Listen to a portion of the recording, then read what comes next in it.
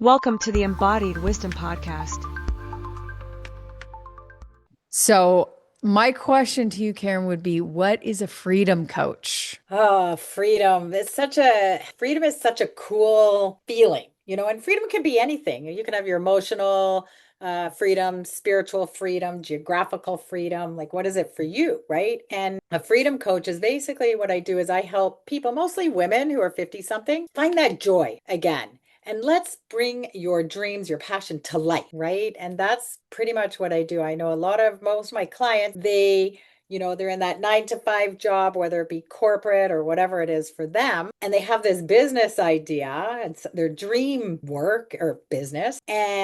But they feel like, they're too old to start something new. They're exhausted. They don't have that spark again. And so what I do is help them bring that idea bring it to life and have fun along the way. Is it easy? No, of course not. If life were easy, none of us would have any problem, right? So that's what I do, is just to help people have fun along the way of this journey called trying to figure out how to be a human. Yeah. Well, I'm a life path 5, and life path 5s are big on freedom. It's one of our core things. We love change and we love freedom. And what I've found to be true is that we all live in a cage. Mm-hmm. And every single human being lives in a cage, and they're all different sizes. Yes. So I look at some of my family members, and they don't leave like the city. They don't travel much. They don't get out, and their cage is really small. I love to travel. Me too. But we all live in a cage of some size, and it is just our take on that cage that creates that freedom. Like, it's all mental constructs. Freedom is a mental construct, right? You're as free as you believe that you are. I remember there's this book called A Man's Search for Meaning, and it's a doctor who was in a concentration camp, and he talked about his experience, and he was talking about how even though he was in this concentration camp going through the most wretched circumstances, that no one could tell him how to think, that he could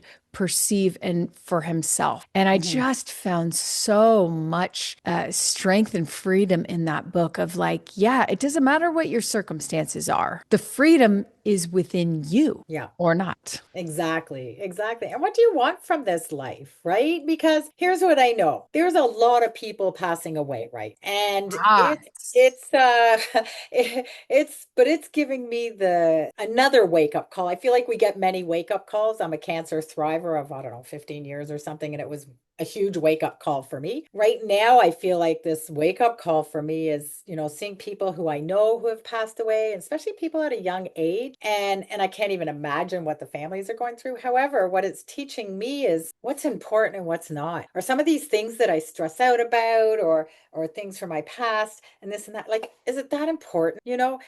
Judgment, like if I'm, doing a podcast, for instance, or I'm speaking in front of a group of people and I oops on something, does it really matter at the end of the day if somebody judges me? So, these are all like the internal chatter that we get. What's important, right? Why would I put off things now and maybe like put them off for another couple years? Oh, maybe in a couple of years I'll do that. Why not just do it now? If I can, obviously, right? Travel is a big one for me, right? I really want to start traveling more and seeing, like, I'm going to Greece soon, that I'm super excited about. Take me with I am you, so excited. I leave me in a with month. you. It's for my birthday. I'm treating myself. So, and I'm going to be the big 6-0 this year. However, it's back to freedom. What does freedom mean to you, right? And I just want to be able to enjoy my life however long I'm going to be here, right? Yeah. And the thing about death is it's absolutely and 100% happening to all of us. So can we please stop judging it? Yes, exactly. Come on. And is there really even such thing as death anyways? Yeah. I think we come back in some shape or form. Some of us do, some of us don't. I think it's an ending and a beginning. Yes. Yeah. And define death. We can have ego death, right? So that's a whole other conversation. Try plant medicine. I want to talk about your plant medicine journey, by the way. Yeah. But you brought up something around. Go ahead. No, go ahead. I was going to say around the Holocaust. So my grandparents were in the Holocaust. And unfortunately, my grandfather got murdered there, and my grandmother was a survivor, and she lived to be 100, and I think she just lived to be over 100. And that woman, I tell you, like both my grandmothers had their own journey, but she inspired me so much. And I remember on one of my plant medicine journeys, on one of my healing journeys that I've been on, I saw her on this train to freedom. And I just remember having this vision of her, because we carry generational trauma. We have memories in our cells. Whose memory is it? However, I saw her, and like the sun shining on her, I can still see her, right? The sun shining on her face and the wind in her hair. And there was this freedom. And then all of a sudden I was driving one day and I was visualizing this, and I felt, and I can't even describe it. I felt freedom. And I was like, whoa, that is like, it was pretty trippy. I have to say, it was different. I've never felt something like that. But now that I felt it, I know I can bring myself back, right? That is so wild and synchronistic that your grandmother was a Holocaust survivor. Yeah. And do you know what? I have met in the past year, not met personally, but I've heard of 3, maybe 4 other people whose grandmothers and mothers were Holocaust survivors and lived over 100. Interesting. Isn't that wild? Like, That's interesting. You're attracting that in. I can't even begin. This is like this is the 4th story I've heard in probably less than a year. So I'm just sort of blown away by now. I mean, blown away by this. But yeah, I find it very fascinating. But I do want to hear about this, about your plant medicine journey. I have not had one myself as far as like a ceremony or ritual, but tell me about yours and what came through. And yes, we do have, you obviously know a bit about epigenetics as well, so we could dive into that too. Yeah, I'm not an expert in it, but I know a little bit. But yeah, so for me back in 2018, like I said, I'm a cancer thriver. I've gone through divorce. I had trauma with my, like stuff with my dad growing up, and there was some abuse and stuff, and I've had my own trauma in my world, right? When my marriage ended, and I was feeling stuck, and he moved on, and and I was pissed about that. I was like, how dare you move on? I thought you wanted to, fix our marriage, considering I left. I actually didn't want him, but I didn't want anybody else to have him either. Uh-huh. So, Uh-huh. and I was mad. It's like, how dare you move on? And I don't, right? Yeah, rude. Right? How dare you?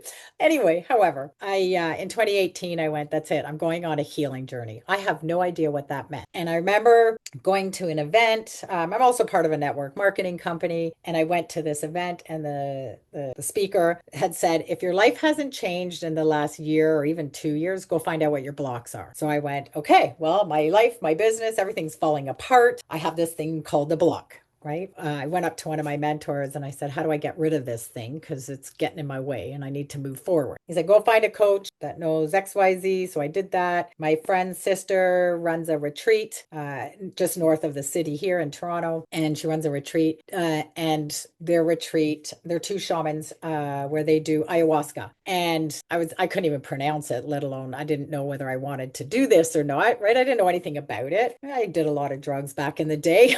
I didn't want to go down that path again, right? However, my friend's ex-boyfriend was telling me about how he went and did a couple of ayahuasca journeys, and it healed he was going blind in one eye, and the doctor said, oh, big chance you're probably going to go blind in the other. So there's nothing we can do. This is after going through tests and all. There's nothing we can do. We don't know why. He did a couple of journeys, found out some of the trauma that he had with his dad that he ended up healing doing this medicine, and he got his eyesight back. Nobody knows how. They don't, doctors don't believe in that, right? However, and he never had a problem again with his eyesight. And that kind of convinced me. And people have told me about different journeys using this type of medicine, and they can purge whatever that looks like. And I said, why would anybody go and pay for this? And my friend said, if you were to purge out cancer, would you? And I said, oh, totally. I would have done that instead of having, my thyroid moved and going through the emotional stuff with that. I said, absolutely. I would have purged whatever that looked like. Right. And that's what convinced, goes, that's what this is. Cells hold on to memory, the inflammation in your body, all these things we hang on to, emotional trauma and everything can turn into disease in your body. So I thought, okay, well, I've had cancer, so let's not go down that road again. Let's do this. And then I learned about generational emotional trauma. I learned again how our cells hold on to memory. I learned some of the things that,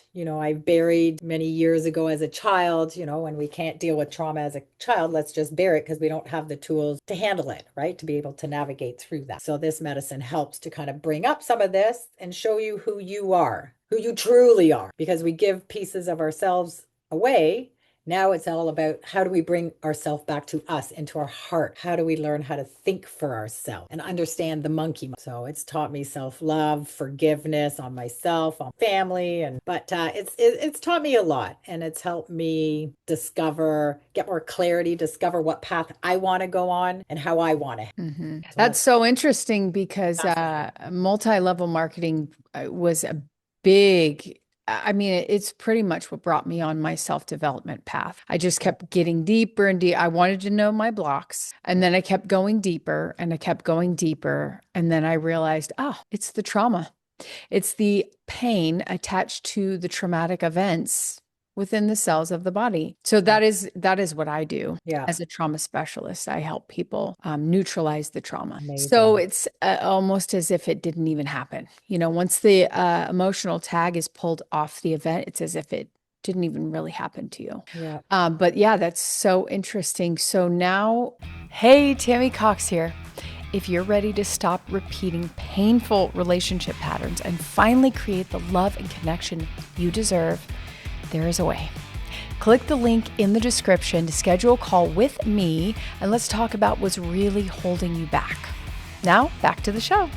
Does your network marketing have anything to do with the coaching you do now? Well, it's because yes and no. Our products, I recommend it because it helps to calm down the nervous system. It has reishi mushroom in it, and it's and that's fantastic for brain health and the nervous system, right? And my coaching, they go hand in hand, right? I ended up taking NLP because I needed to learn some techniques and more tools, right? To be able to help my clients on a different level. I was just kind of winging it back in the day, right? And so network marketing is definitely part of my business. Along with I teach breathwork classes, so just another tool to help people move that energy out of their body, release whatever they need to release, and to be able to. Yeah, breath work is very, very powerful. Yes, love it. Yeah, breath work is so powerful. With my process, I use breath work. I use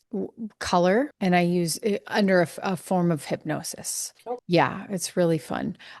So when let's talk about your divorce for a minute, because you went through a couple of really big things that I want to hit on. Because like I was telling you earlier in our pre-call, I believe that most of us come onto this journey through pain and grief. I know for me, I was either going to take my life or I was going to heal myself, and there was nothing in between for me. I was just in that much pain. And in fact, sometimes when women come to me and they want to have a transformation, but they're like kind of going back and forth, I just sort of let them know, hey, you're just not in enough pain yet. Because when you're in so much pain, you are going to choose the change and the transformation. But if you're just kind of like, I can get through this. So that's why I believe that most of us come in through that gate, through the grief and pain gate. And I also believe that by hearing each other's stories is how we connect. So I'd love to hear some of the big ones for you. I know you already mentioned your divorce, you mentioned cancer, but can we go a little bit deeper on these? Sure. Yeah, absolutely. I'm an open book as best as I can be. Okay, divorce.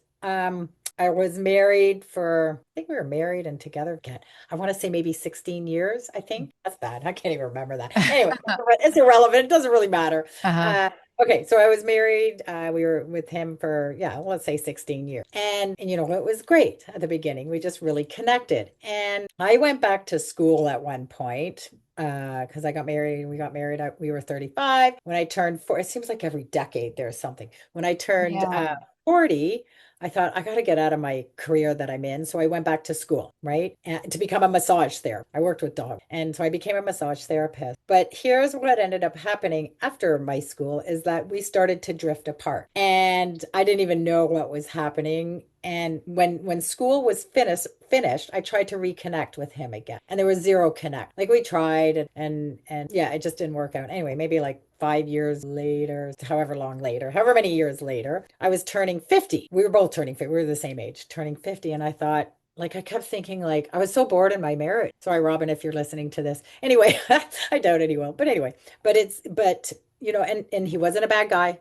nice guy, that kind of thing. We just were on different pages, different path. And I remember thinking, like, I'm turning 50. Here's how the first part of my life looked like. How do I want to see the second? And I thought, I didn't see him in my future. I did not see him in my future at all. And I thought, I can't do this anymore. Like I'm miserable in our marriage. We were like just two roommates living together. And I thought, I can't do that. We have nothing in common anymore. I see me growing, see me moving forward. I want to travel. I wanted to get a bigger house, and move forward. So, and he was quite happy not. Anyway, ended up leaving the marriage. And then I felt like I still remember that year. I felt like I was in a tornado and just spinning and spinning and spinning. And we finally sold the house and I wanted everybody to just leave me alone because I couldn't think, right? Because I'm spinning, not realizing that spinning actually is not a bad thing. It means I'm moving forward. However, I just wanted somebody to put me on an island and just leave me alone because I felt like everybody wanted something from, right? Anyway, I didn't get to go to the island. However, I moved out and then we ended up actually, what was funny is we got back together for a couple of months and I remember seeing him sitting on my couch. And I was like, I can't do this. Like, I just can't do it.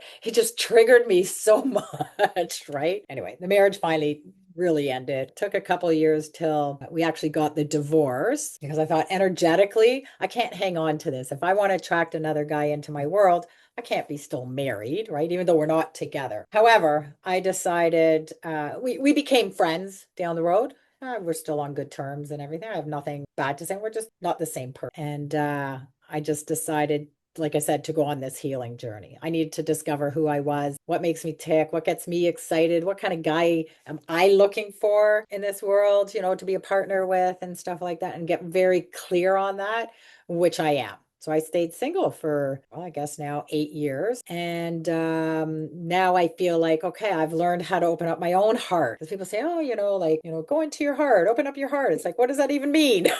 Right? What does that feel like? Because we need to feel the feeling. So I feel like now I've cracked open my heart. I'm very clear of what I want out of a relationship. And I welcome that person in. I welcome that guy into my world now because I'm ready now to go down that road. I didn't want to keep attracting the same type of guy that I felt needed rescuing. I can rescue him. I can change him.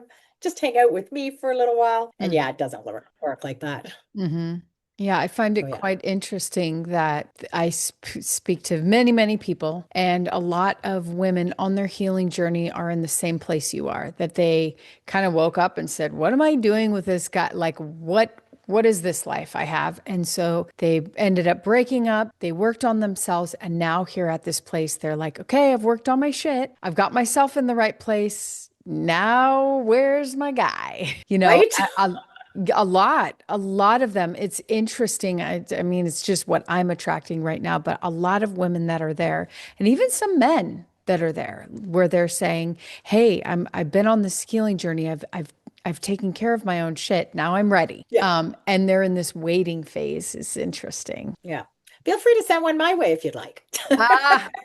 I mean, I even thought about that. I'd be a really good matchmaker because I could just sit here and fuse these together, but then I wouldn't have any time to do my own work. Well, this is true. My husband told me that a couple of years ago, or recently. Well, he said it several times over the years. He's like, you'd make a really good matchmaker. Because I read people, I read their personality. I know what works together. I'm like, oh, this person would go well. So it could totally be something that I do. I'm just not doing it currently. Yeah, I know. It sounds like so much fun. So with these women that you work with, and it sounds like they're in a similar place that you were at when, kind of the old life crumbled, the old identity crumbled. It's like, disintegrating, the job's fading, or maybe it's losing its luster. You're like, oh, why am I at this job? I want to do something fun. And so they come to you, and how do you guide them towards what it is they want? Because what I notice with my clients is when we first start working together and I ask them what they want, they look at me like, Right. what do I want? Yeah. Because when do they ever get asked that? That's right. And do they ever feel worthy of having what it is that they want? So tell me how you work on those things with them. So, yeah, I have a program called 10X Your Confidence Journey. And we start off with, helping them understand. I start off helping people understand how the mind works, the good old monkey mind that will take you on a hell of a journey if you allow, right? So I teach people how to tame that, how the conscious, unconscious mind work, how to get connected with their body and listen to also their intuition. We start there and like I said, having people understand what that looks like and how do you know what your emotions mean, using your emotions as data, not as like, oh my God, my life is falling apart, to, oh, okay, here's some data here. All right, where did I fall off the wagon? What lesson do I need to learn from being in the lower vibrational, or what some people call negative emotion, right? So what do they do? What do they teach you? How do you know you're in alignment, and how do you know when you're not? And then we get very clear on, because here's what I'm learning with people is that they have this idea for a business, and a lot of the people I work with, they want to get into the energy healing, like the Reikis and other energy healing. Or some people want to open up a wellness center, but they think they have to start with a website and invest all this money, and they're looking too far ahead at what they need for their business. To let's bring that back to, what do you need today? Maybe you need some skills that you didn't have, right? Maybe you need some new resources, or if I can't give them to you, I'm going to connect you with the right people that can. I feel like a website isn't the first step. How about we get a little bit more clear, start with a small workshop. I have one client right now, and she does art therapy, and it's like, okay, how about, and she does reflexology and Reiki. So why don't we start off now? Let's start with a workshop, right? Start with a small little workshop, get people in, start getting people to get to know who you are, right? And then we go into the bigger stuff. So it's kind of helping people reel it in a bit, and where you at right now. Doesn't matter where you've been, where you at right now. Well, it does matter somewhat to where you've been as well. And then where do we need to go forward? Part of this is doing this neuro-linguistic programming and doing things like timeline therapy. Do you know NLP? Mm-hmm. Okay. All right. I thought, anyway, so it's doing like timeline therapy, helping people unload the baggage, right? Let's lighten the load, and then be able to move forward and work on those limiting beliefs that Yeah. Yeah. My work is going straight to the seed, pulling out all the beliefs stuck in the subconscious mind, because those are everything that we have out in our life is because of the beliefs that we hold in our subconscious mind. And most people have no idea. So yeah, I love that. You're really finding their blocks. You're helping them identify the limiting beliefs that are holding them small. Yeah. And stepping out of your comfort zone and having fun with it, right? Like, I actually like stepping out of my comfort zone, and sometimes I'm learning how to be a better presenter. So I'm taking something called Toastmasters, right? They teach you how to be a better Yeah, I know Toastmasters. Yeah, so I'm working on that. I do still use a lot of filler words, but I'm working on that. However, my very first speech, it was a mess. And I just giggled because I was like, yay, me. It was messy, and it was supposed to be, because that's how we learn, right? And I did it. And I celebrated it, even though I was like sweating buckets and so nervous, but I didn't care, because that's what was supposed to happen. Oh yeah, the first time I was handed a microphone and got on stage, I just shook for like 5 minutes. And I tell my kids this. I'm like, yeah. And then the next time I only shook for 3, then it went down to 2, and then it was 1, until it was nothing. Right. Yeah. And so how else are you going to get comfortable doing something? You're going to start by being very uncomfortable. Yeah. And have fun with it. Like, it's okay. It's like, oh, look at that. I'm sweating like crazy, right? So, but even the first time doing podcasts, right? I was so nervous. You were? Oh my God, totally nervous. Yeah. No, I love the idea of these like micro steps. I like the idea of these, because that's when I look back at where I am today, like look back from where I sit now, it's like, oh yeah, that thing led to this, that led to this, that led to this, to led to this. And now here I am. And my husband's like, it's so natural for you. And I was like, yeah, but all those micro steps made this so natural for me, you know? Right? So it's really just, I like to say following your bliss, like following those nudges, following your desires, because we don't know exactly where it's leading us, but it's going to be fun along the way. Right? It's so true. I joined a gym recently, and like you were saying, it really is about the it's the journey. And I finally got that maybe about a year ago, where I finally understood, like, it really is the stepping stones and the journey of how you get there. You fall down, you pick yourself up again, you wipe off the dirt, and then you keep going, and then you fall down again. But it gets easier, right? Until you do something new. But I joined a gym back in January. And this year I'm turning 60, which still blows my mind a little bit. However, all of a sudden I was like, oh my God, I need to make sure I start exercising more, because I'm a horseback rider. However, I wasn't lifting weights, and I thought, you know what? If I'm going to protect my bones, I got to start doing things. Like, it just all of a sudden dawned, even though as a massage therapist as well, I preach this to people. You have to do this. You need to do that. Well, not have to, because nobody has to do anything. But here's how we want to stay healthy as long as we can. It's like, oh my God, I was missing that part. And then so I joined this gym, and I'm having so much fun. I needed someone to basically, like, it's a circuit training, and I love it, because it's like somebody else just tells me what to do. I show up, I go do the work, I feel great. I don't have to really think. I mean, I have to pay attention to my form, but I don't have to think about what work am I doing. For me, Oh my sometimes I just want gosh. people to tell me what to do, and I'll just go do it. Oh, not me. When I go to the gym, I'm like, I don't want anyone to tell. That's like my meditation time. Ooh, Mm, I love lifting weights. That's my meditation time. I just go in. I'm like a beast. I'm a lifting beast. I That is love my it. time. I freaking love it. But I tell my mom's going to be 68, and I tell her, Mother, I need you to start lifting weights. I need you to Yeah. start building muscle, because like that is what is going to give you a healthy long life, is building muscle. I mean, strength training too, but no cardio. No Yep. cardio besides walking. I want you to just work on building muscle. Like, Yep. it's so important. But I my gym time is so fun for me. It's my meditation. It's fun. It's what I love to do. I can't imagine not having it. I Yeah. just can't Yeah. imagine. So good for I, you for joining yeah. the gym and pushing yourself out of your comfort zone. That's rad. Right? Yeah, Yeah. I challenged myself. I was able to do like a pull up or a chin up or whatever you call them. And all of a sudden I was like, I can do this. And of course, you've got the rubber bands under your feet, right? To help with that, because I don't think I could pull my whole weight up myself. But I didn't care. I was able to do like four the very first time. I was like, oh my God, look at me. And I got them to videotape me. I'm like, videotape me doing this, right? But it's so much fun. It's like, look at that. I never could do that before. And now I can do four. I don't care if I have rubber bands on my feet. I still have to pull my weight up, right? But Well, yeah, I just love it. I have these stem cell patches that will help you build muscle really fast. Oh, very cool. Remind me to tell you about those after. I've been growing ever since I started wearing them like 6 months ago. I've been growing because I do body scans.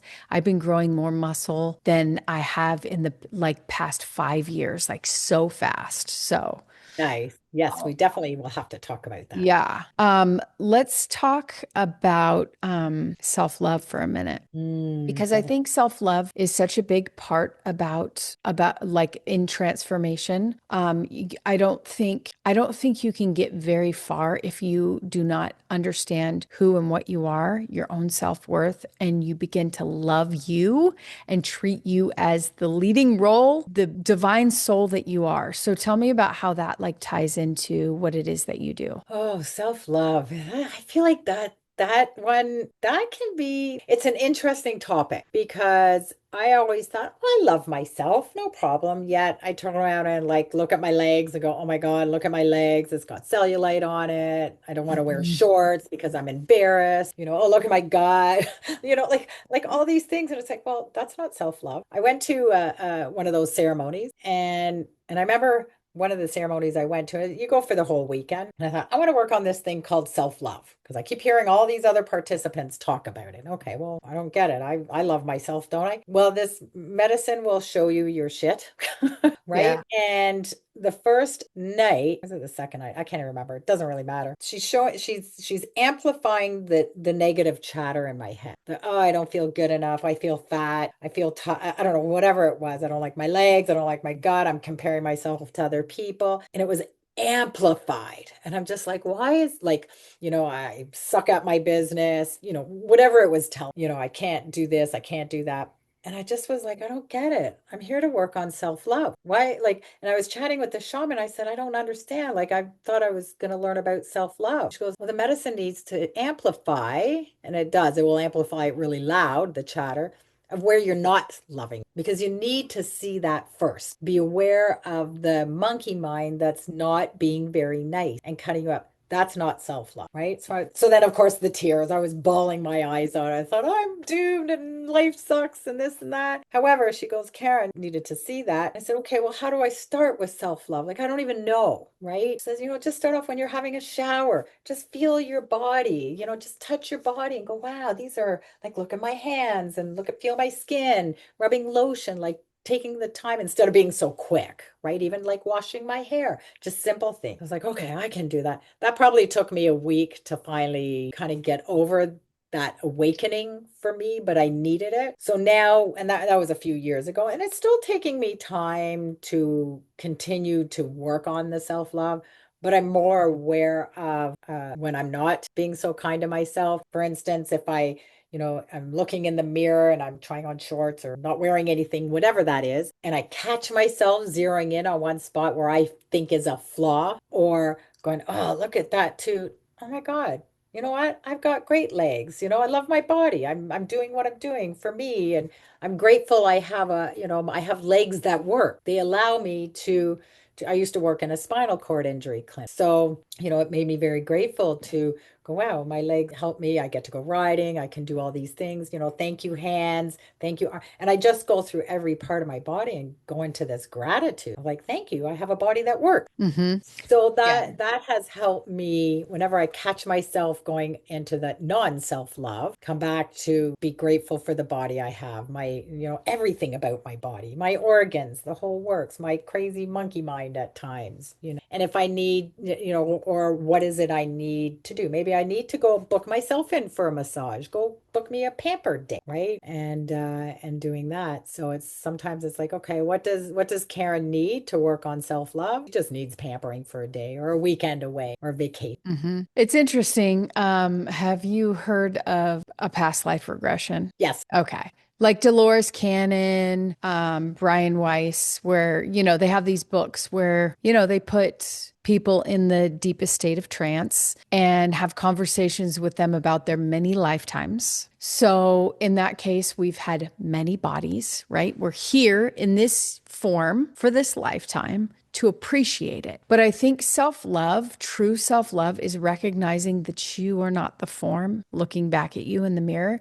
It is that eternal presence that animates the body, that is your consciousness, your awareness that has lived many, many lives and is having a unique experience with this particular one. So we get really caught up in the body, and the body is awesome, right? We get to touch and taste and smell. The body is fun. It's our vehicle, but it's not us. It's our vehicle. So That's right. I think when people get so, and especially as women, we are so mean to our bodies. Oh my God, are we ever? But it's not us. This is the vehicle, guys. Right. The projection, the projector behind the screen of the body is who we really are and what we really are. And I feel like that's where our issues start, is when we think we are just humans. It's very annoying. You are not a human. Yeah. You are a spiritual being having a physical experience. So bless the body that you're in, because you're going to rock it out for a little bit longer, and then you're out of the body, or that particular one, and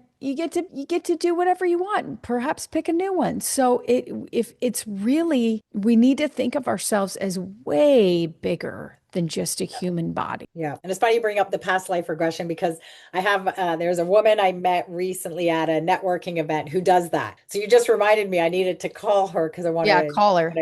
yeah, I want to go for one of those because it sounds super cool. Oh, they're so cool. I had a lady on my podcast who does that, and she wanted to do one on me. She lives local, and so she came over and she took me through. I mean, I've done lots of fun things like that, but it was really cool. She took me to a lifetime. She's like, "Where are you?" It was like it looked like medieval times. I was a knight. I was a man. And then I was. She took me to the end of my life, and I think it was no. It started 33. I like 54. I think I was like murdered by my best friend. And my son was watching and she's like, "Do you recognize anyone?" And my son, it was who is my now husband in this lifetime. He was my son in that lifetime and I was his father. Wow, it's so trippy. I met I thank you for sharing. I met so when I met this woman at a networking event, there was a friend one of her clients was there to share his testimonial and he had chronic knee pain. So Ooh, he went to and for years and years and years and they wanted to do surgery on it. I forget why and it doesn't really matter, but he went for a session with her to find out that he was a soldier back in however many lifetimes ago. His leg got blown off, something along that line. Anyway, when he went back to that, and then whatever journey happened in between there, bottom line is at the end of the session, his knee pain was completely gone wow. because she took him back. Well, he went back to, I guess, whatever The past root, life. the I root don't cause. the Yeah. root of it, right? So I Yeah. don't That's know a lot about that crazy. kind of stuff, but it's Yeah. That trippy. happens all the time. Oh, I love metaphysics. So I cool. know, right? Well, as we're wrapping this up, I want you to let everyone know where they can find you, where they can get in touch with you and your work. Okay, that would be awesome. You can follow me on social media. I am mostly on Facebook. I have surrendered to the social media world. And so I'm mostly on Facebook and now working my way into Instagram more. Or you can go to my website, karentheimer.com. Feel free to book a discovery call. Let's connect and just have a chat. See if I can. Yay. Well, thank you so much for coming on and playing with me. It was Oh, fun. you're so welcome. And thank you, Tammy, for having me on your show. I'm so excited to be here and get to know you as well. So thank you. Yes.